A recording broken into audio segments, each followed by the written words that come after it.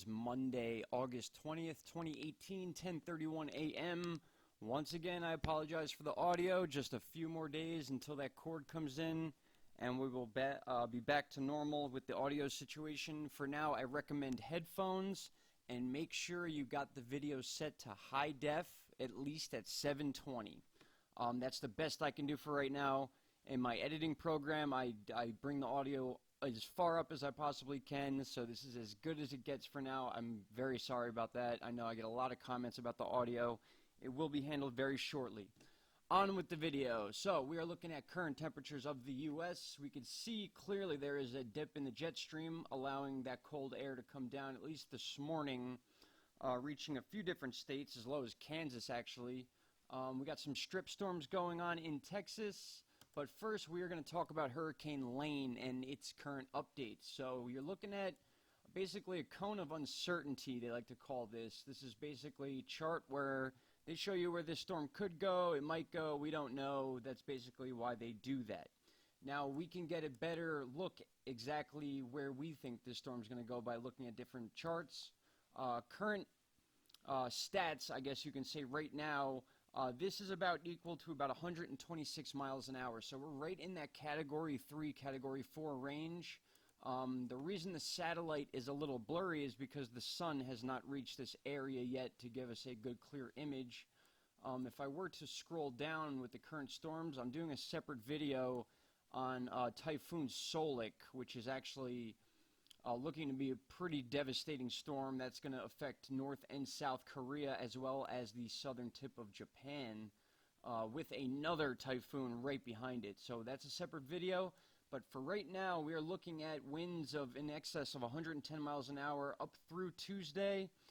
Wednesday and Thursday are going to be key dates for this storm where it's going to make its northern hook. Now that's where all, if not most of the charts agree. You could see here with the spaghetti plots, some have it coming very shallow like the GFS, and then the European models have it staying a little bit south underneath the Big Island before it makes that northern hook. Either way, it will make a northern hook. We just got to figure out when and where the proper areas to warn are. Now, I pulled up, obviously, our tropical tidbits chart. This is the GFS version, which is showing it now hooking underneath the Big Island. And then you can clearly see it's still staying in those 960 pressure areas, still a very strong storm, and more on focus to Maui than the Big Island. You can see there it sort of clips the west side of the Big Island and then goes straight up through Maui and then kind of dissipates due to the land interaction at that point. And then it's just a low pressure system over 1,000 millibars which moves out and then almost looks like it picks up. It all depends on these high pressures here. Like I said, same thing with the Atlantic Ocean. Once these storms are not being pressed down, you can see this line here. This is a high pressure system in the North Pacific, which is pressing this storm down. And as you move forward in tropical tidbits, you can see as this line lifts, it allows the storm to lift. So in the northern hemisphere, whenever that pressure is let off, these storms want to go north. So basically, that's what the determining factor is. And what we're looking for is when this thing will be north. The sooner it hooks north, the more chance of a landfall near the Big Island. The later it turns north, the better chance it has of completely missing the entire chain of the Hawaiian Islands. So, like I said, according to the Saffir-Simpson scale, if you are in that 96 to 113 area, which is right where we are, almost at 114, you're between a Category 3 and a Category 4 storm. So that is our update. Really quick, I'll switch to the European model to show you what they think. They think this hook is going to come a little bit later and almost miss the islands completely, maybe clipping that outside island. But this has been changing every couple hours, which is why I like to show you both graphs between the difference between the Europeans and then the GFS. Once again, you could see shows it making that northern hook a little bit sooner. So that is our update for Hurricane Lane as of right now. Again, between Tuesday, Wednesday, possibly Thursday is going to be crunch time for this storm, whether we know when it's going to make that northern hook, if it hasn't already doing that, sorry about the click, already before those days. Today is Monday.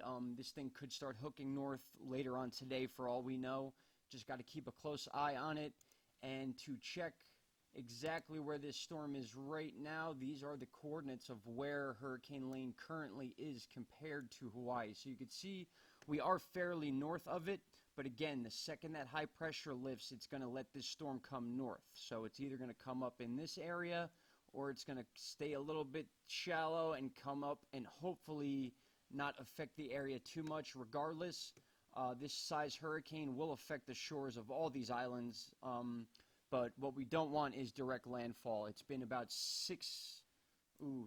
that's a different, I'm sorry about that. That's for the typhoon Solik. It's been about 6 years since the South Korea or North Korea have been hit with a typhoon, which looks like that is going to be broken. But anyway, like I said, with Hurricane Lane, guys, it is basically, they are saying it's going to hook north. It's just a matter of when, and that is going to determine where, if at all, it hits these islands. So they are certainly on their toes for this, especially after what Hector did, making a track all the way across the Pacific Ocean. So with that said, I will touch on a little bit of the U.S. weather we are expecting and had last night.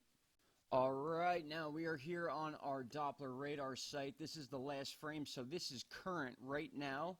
What I want you to focus on is the central low pressure. You can see it right here. Everything is wrapping counterclockwise around it. I brought you back to frame 89 because this was around midnight last night that areas of Arkansas and Missouri were hit with some pretty big thunderstorms. Those of you that are in those states, if you took any pictures or video, I would be glad to look at it because this was apparently pretty significant rainfall, hail, very windy. Not only that, but this is the area to watch for today as well, and there's a reason for that if I can line myself up properly. Like I said, I'm going to move you to the last frame. As we move forward, you can see this is curling around a low pressure system. This was the area where the cooler air is. You could see the low pressure is right in front of that. There is another low system coming after this, but one thing at a time. We'll move forward. You see those storms that were over Arkansas, Missouri dissipate.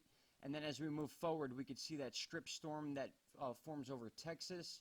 We can match that up with our lightning chart current, and we could see why these are the areas to watch. Heavy lightning in those areas above Missouri. We got the heavy lightning in Texas, and you can directly match up with this chart. You can see right there and right there as we move to our 200th frame, which is as far as we can go, which is more or less the correct time. It says 14:22, which is actually about 15 minutes ago. So this is as of 15 minutes ago. Now, again, like I said, even though it looks like a lot of the rain is up here in the north, the area to watch is going to be down in this area here.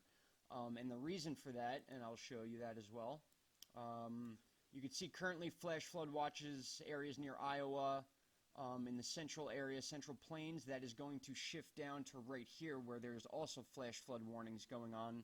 As you can see on this chart, this is a county by county chart. This gray color you see here is actually air quality warnings, which I think is due to the California fires, because you can check on this chart too. Some of the momentum of any of the wind in this area is moving up and around this way, causing maybe, I think it's from the smoke from the California fires, believe it or not.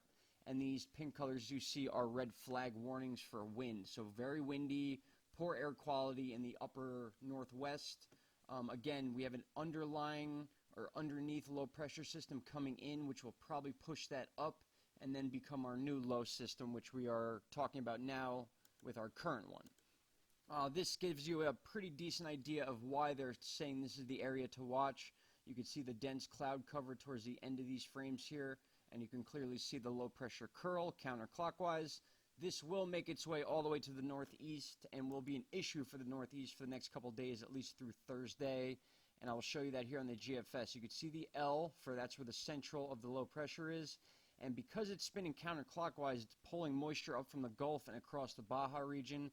And again, it's causing very windy conditions right in this area. Kentucky, Tennessee, the tops of Mississippi, and Alabama as well. Let's see, this is the chart I wanted to show you, showing our warnings for today. This is an overall rain rate warning, so heavy rain in these areas, basically rain all over the East Coast. This is going to shift up into the Northeast to New York, Pennsylvania, Delaware, New Jersey, you name it, this will be moving up. The tornado factor, we got about a 5% and then a 2% circle around it. This is not going to change much today. The wind is what's going to be the issue, though. You can see here, it says 30%, but whenever you see that red color, you can almost guarantee you're going to get high winds. Those are the areas that we need to keep an eye on for today, at least as far as the U.S. storms go. Let's see what I got here for you. If you give me 1 second, sorry about that. Just got to look at one chart that I have set up on my tablet here. So this, you can kind of see how it's clipping into Kentucky, Tennessee.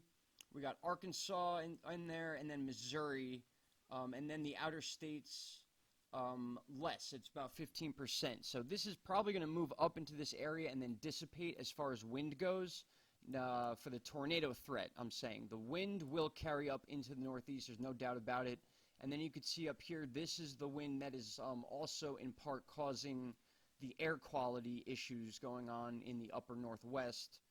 The wind is catching what I believe is the smoke from the fires and then mixing it with the weather.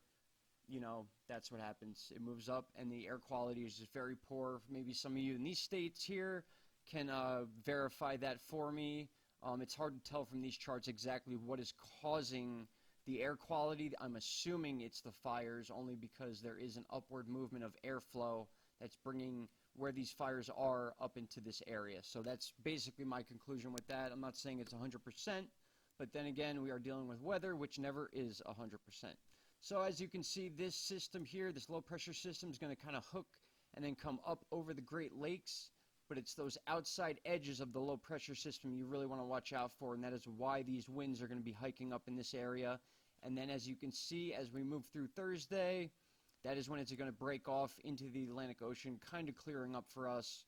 High pressure, maybe a little cooler. We may actually get a bit of cool days in the northeast for once coming up. I know it's been half decent out, pretty cloudy, but it is going to be followed by another low pressure system, which is in this area here, which we will talk about as it comes. All right, guys, that's enough for now. I do have an update coming on about Typhoon Solik and Typhoon Cimarron. Both are about to hit Japan and South Korea and North Korea. So stay tuned. I will have that video up shortly. Hope everyone's having a great morning, and I will talk to you soon. Take care. Bye-bye.